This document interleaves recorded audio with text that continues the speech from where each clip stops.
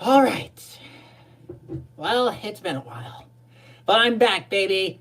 Hey everyone, Plushblueep here, and welcome to my next live stream. Last time I drawn Ed, aka Double D from Ed, Ed and Eddie, traditionally on my whiteboard.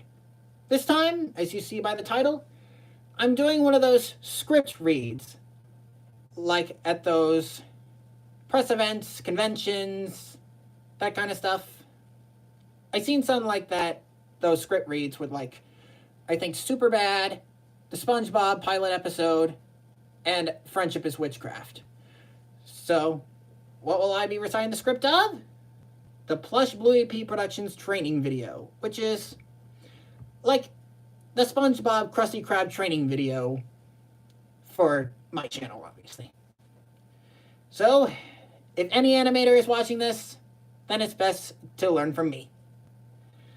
But before I begin the script read, let's check the chat. So, welcome Johan and Brian and Jax21 Storm and Landon Wester and Diego the Roblox Boy and Expo Center. All right. With that said, let's get started. Opening credits, followed by some Plushblueep fan art set to the EastEnders drums. Cut to a fictionalized version of the Plushblueep Productions headquarters. Narrator: welcome aboard! If you're watching this, then let me be the first to say congratulations! You've recently been hired by Plushblueep Productions Incorporated, and this is your first official day of training. Terrence: oh, can I make a video now? Narrator: no, Terrence. You've got a lot to learn before you're ready to make a video. As you can see by this display, cut to scenes of cosplayers at a convention. Display! Analytics of the Plushblue YouTube page are shown, followed by the PvP building and day and night. The Plushblueep YouTube channel has been holding steady in viewership, but it didn't get that way overnight, because the studio usually locks up before midnight. Cut to a framed image of me and my headquarters. Now, the story of Plushblueep Productions is the story of one man's hard work, determination, confidence, imagination, and sweat, but mostly his sweat. A section card pops up. Narrator: from the beginning. Fictionalized flashback. A younger me watches a certain nostalgic film on a TV. Narrator: you may think that ever since he was a little boy, having seen things like Elmo and Grouchland, founder and channel operator Eric Potter wanted to pursue a passion in entertainment. Transition to him trying to mimic the torch lady with a flashlight as a torch. Narrator: and you're right. Transition to later, with a slightly older Eric, but still less than 10 years old. Another scene in this part shows a teenager at the time checking her phone for the new channel, only to be disappointed. Narrator: sometime later, Potter created a YouTube channel that was somewhat barren, with not a trinket visible to the public. For this next part, some props and symbols appear corresponding with the narration. Narrator: but then in 2016, with help from some trusty tools, hardware with said tools, and his own sense of creativity, Plushblueep Productions was born. Cut to a reel sitting on the floor shown by spotlight. Narrator: sounds like a lot of hooey just to get all worked up over a small company, right? Well, give or take. Another section card. Plushblueep Productions today. The EastEnders drums kick in again with more Plushblue fan art to be shown. Cut to present day me with some equipment. Narrator: to keep up with today's standards, Potter has been making use of some modernish equipment that helps him get the job done one video at a time. A live action montage of some of the things Potter uses for his videos. Me, Eric. This here is a medium-sized box that may be old, but still works like a charm. Add-ons to this box include graphic design and illustrations, visual editing, audio editing, and visual splicing that also can be used for visual editing if I see fit. That's for the computer. To describe the television, this is another box I use for when I archive stuff on it, whether it's symbols on a screen corner, words on the screen, or whatever's on the screen. Devices. These gadgets and gizmos may be smaller than the others, but they're the key source for whatever thingamabobs I cook up. Instruments. All these who's-its and what's-its are what I use for some music to perform with. Cut back to the cartoon designs with Terrence. Narrator: all these contemporary contraptions seem a bit complicated, doesn't it?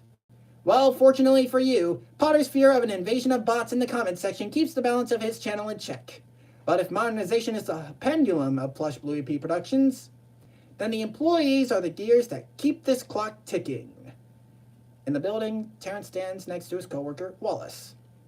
Narrator describing Terrence. Let's see you have what it takes. Proud, optimistic, and a smile that says, "Hello, world! I got a new video to share.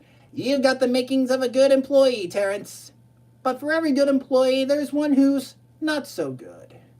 Let's see here. Bossy, arrogant, not in the swing of things.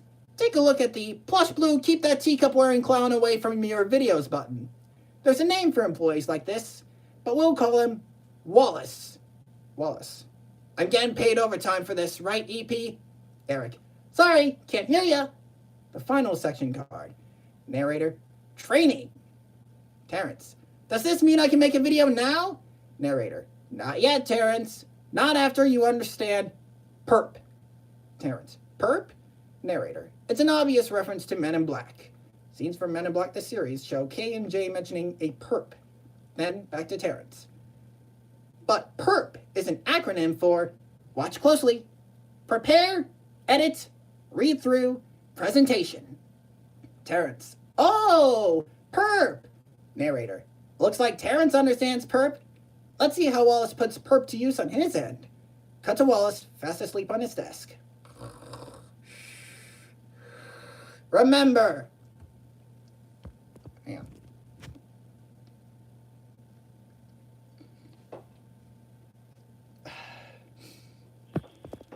Sorry about that. I had a runny nose. Now, where was I? Cut to Wallace, fast asleep at his desk. Narrator. Remember, no employee wants to be a Wallace. First, a few perp cards pop up. Narrator. Prepare. A scenario plays out with Terrence about to get a video ready. There are many ways to come up with a video that can suit your audience best. Whether it's something that could leave them on the edge of their seats, rolling on the floor laughing, or leaving some questionable thoughts. Some ways to come up with these videos include writing a list of ideas and brainstorming. Terrence thinks of a video in his head and gets an idea. Looks like Terrence went with the brainstorming method, so he's about to put on a show of his own. What about Wallace's video preparations? Cut to a distracted Wallace dancing and singing, "Me and you, rendezvous in the club at the end of the..." Narrator. Worry not, Wallace. That cover of Elton John would make a good video idea. Assuming the copyright overlords are nice enough. Lightning strikes the next perp section. Narrator. Edit. The next scenario plays out with Terrence and Wallace. Now that you have the key components of your video, it's time to edit it into your final product. How the edits are done depends on their appearance and timing, whether the touch-ups are professionally executed or amateurish. Here's an example. Clip in my Avatar Last Airbender parody. To execute this parody of the Avatar intro, Potter used multiple layers of green screen transitions to blend the timing and his choreography smoothly. Cut back to Terrence and a stunned Wallace looking over the former's computer. Seems like Terrence is being quite the editing pro. Wallace. Gosh, dude. You're good. Third perp section. Read through. Another scenario plays out. The video is all complete, and you're about to publish it. But before you do that, you need to check for any kinks you might have stumbled upon during production. Assuming you have your project still available in your workshop, those small bumps in the road will be flattened and you'll provide a flawless presentation. If you close the workshop after your project is finished, well, it's too late now. Imagine the errors your peers might witness while the video's in progress! Oh, sorry. Got a bit too over my head. Anyway, final perp section. Now that you've gone through the steps of perp, it's time for the moment you've been waiting for! Da da da da da da da da da da dee da da dee da dee doo da. And now our feature presentation. Scenario. Your video is all prepared. The edits have been made. It's been checked prior to release, and now's the time to release it. There are many apps to post your new project, so YouTube is the best way to go. Many people, big or small, have commented on Potter's videos over the years. But there is one certain person who is bound to enjoy this video. You want to know who this individual is? Terrence nods his head. Are you sure? He nods faster. Okay! And that someone's name is Chip! The tape ejects from the VCR, leaving only a blue screen. The TV shuts off, and it reveals the video proper was in widescreen the whole time as the TV shuts off. End of video. Credits roll. Whew! Well, I hope you all enjoyed that script read. And man, was that a workout for my voice. That's one of the perks. One of the perks of becoming an actor of sorts. So yeah, I hope you all enjoyed it.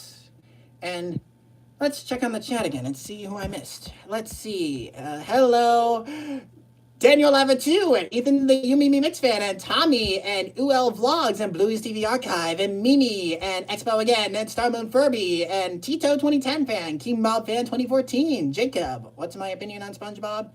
It's a good show. I get to catch up on it. Is that a movie you might make? No, just sort of like a little project of my own, sort of, I don't know. And hello, Crazy UFO Kid, and who else? Daniel Napoleon, Dante, Top Gun Maverick.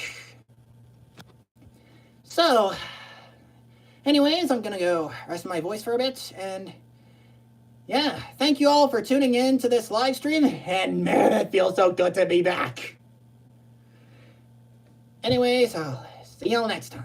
Until then, this is Eric Potter, aka Plushblueep, signing off. Now, how do you turn this off?